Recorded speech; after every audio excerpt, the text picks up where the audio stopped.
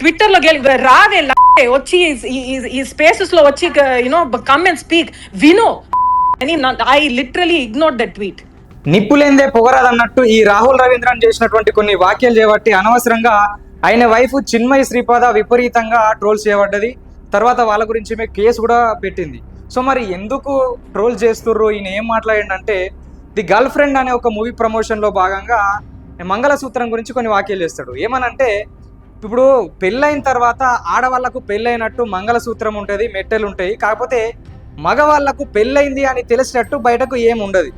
So మరి ఎందుకు, so మగవాళ్ళకు పెళ్ళైనట్టు తెలిసినట్టు ఏం లేనప్పుడు సో ఆడవాళ్లకు మంగళసూత్రం కానీ మెట్టలు కానీ ఉండవలసిన అవసరం ఏముంది అనే విధంగా ఆయన మాట్లాడతాడు. తర్వాత దీనికి సంబంధించి నా వైఫ్కు అంటే చిన్మయి శ్రీపాదకు నేను ముందే చెప్పేసిన పెళ్ళైన తర్వాత ఏంది అంటే ఈ మంగళసూత్రం నువ్వు వేసుకోవాలనిపిస్తే వేసుకోవచ్చు లేకపోతే లేదు అని చెప్పి ఆమెకు ఫ్రీడమ్ ఇచ్చేసిన అని చెప్పి ఈ రాహుల్ రవీంద్రను వ్యాఖ్యలు చేస్తాడు.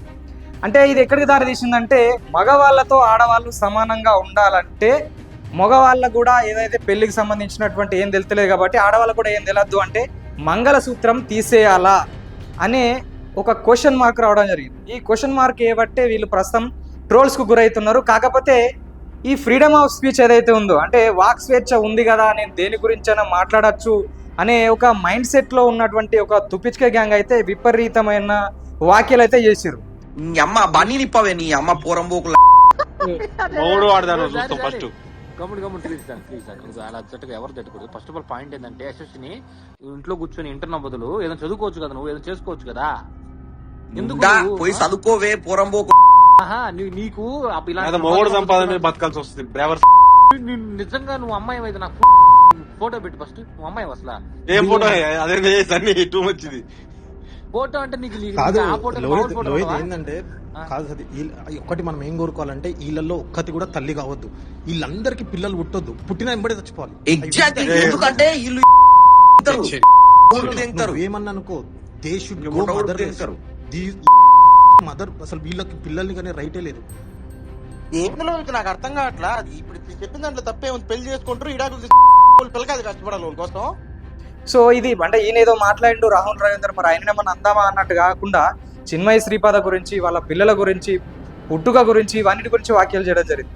సో ఏమనంటే మాట మాటకు ఎల్ అని పదం తీసుకురావడం, తర్వాత ఇసొంటోళ్ళు అసలు పెళ్లి చేసుకోవద్దు, పెళ్లి చేసుకున్నా కానీ వీళ్ళు వాళ్ళతో కలిసి ఉండరు, తర్వాత విడాకులు తీసుకుంటారు, తర్వాత వీళ్ళకు పిల్లలు పుట్టద్దు, పుట్టినా చచ్చిపోవాలని చెప్పి ఆ గ్రూప్ చాట్లో అంటే మామూలుగా పని లేని వాళ్ళందరూ అరుగు మీద కూర్చొని ఎట్లయితే ముచ్చట పెడతారో ఇప్పుడు ఇది ఎక్స్కు సంబంధించి స్పేస్ అని ఒకటి ఉంటుంది, తర్వాత జూమ్ కాల్ అని ఉంటుంది. అంటే ఇలాంటి వాటిలో ఒక మీటింగ్ లాంటిది ఒకటి కండక్ట్ చేసి ఏదన్నా ఒక టాపిక్ తీసుకొని ఆ టాపిక్ మీద వీళ్ళు ఏదో దేశాన్ని ఉద్ధరిస్తున్నట్టు విపరీతంగా ఆ మాటలు మాట్లాడడం జరుగుతుంది. అంటే ఆ మధ్య కాలంలో ఒకసారి మనం చూసినాము, ఒక తండ్రి గురించి ఒక కూతురు గురించి ఎంత దారుణంగా మాట్లాడారు. సో అది వివాదాస్పదమైంది, దానిపైన వాళ్ళకు కేసులు పడ్డాయి, తర్వాత ఈ అకౌంట్లోకి వెళ్ళి వాళ్ళని తీసేస్తారు, తర్వాత వాళ్ళకు జైలు శిక్ష కూడా పడ్డది.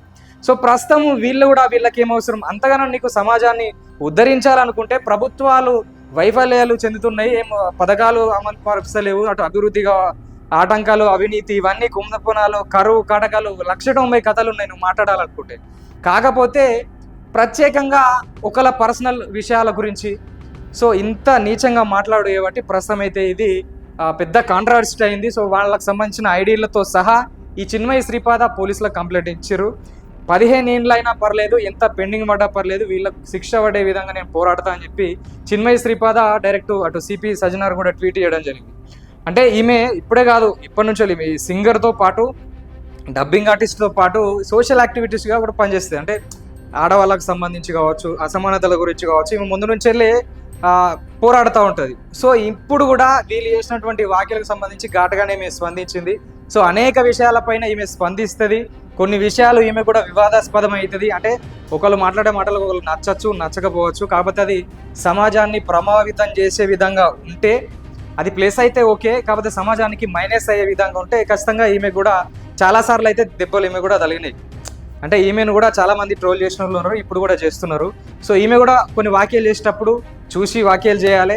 తర్వాత ఒక సాంప్రదాయానికి సంబంధించినప్పుడు ఏదన్నా మాట్లాడేటప్పుడు కొంచెము ఇవ్వలు ఇప్పుడు రాహుల్ రవీంద్రన్ కావచ్చు, వేరే వాళ్ళు కావచ్చు, కొంచెం జాగ్రత్తగా మాట్లాడితే బాగుంటుంది. ఎందుకంటే నీ ఫీలింగ్స్ను నువ్వు బయట సమాజంలోని మనుషుల మీద రుద్దే ప్రయత్నం చేసినట్టుగా అక్కడ ఎక్స్పోజ్ అవుతుంది. కాబట్టి సో మొత్తం మీద దీంట్లో ఎవరి తప్పు అని మీరు అనుకుంటున్నారో, రాహుల్ రవీంద్ర చేసినటువంటి వ్యాఖ్యల, లేకపోతే ఈమె స్పందించిన తీరా, లేదంటే వీళ్ళు ఇంత నీచంగా మాట్లాడినటువంటి మాటల? సో అట్లా అసలు జరగకుండా ఉండాలంటే ఎలాంటి చర్యలు తీసుకోవాలని మీరేమనుకుంటున్నారో కామెంట్ రూపంలో తెలియజేయండి.